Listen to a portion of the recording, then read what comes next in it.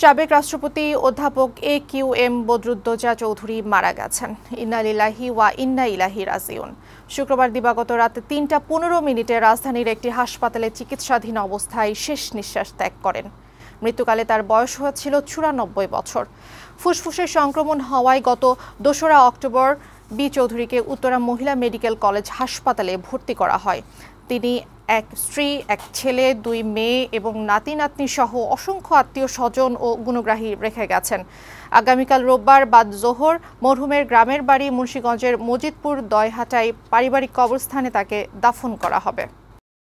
গত ৩ দিন আগে হার্ট ফেলিয়ারটা একটু অ্যাগ্রিভেট করলে আমরা ওনাকে হাসপাতালে ভোর ৬টার সময় নিয়ে আসি। তখন ওনার হার্ট ফেলিয়ার থেকে বাইল্যাটারাল পালমোনারি ইডিমা যেটাকে বলে, লাংসে দুদিকে পানি চলে এসেছিলো। সাধারণভাবেই যতটুকু পর্যন্ত করা যায় আমরা সব চেষ্টা করেছি এবং ওনার সমস্ত আত্মীয় স্বজন, ছেলে মেয়ে, স্ত্রী, ওনার ছাত্রীরা, ওনার ছাত্ররা সবাই একসাথে ছিলেন। উনি যখন চলে যায় সবার কোলেই উনি একসাথেই চলে গিয়েছেন।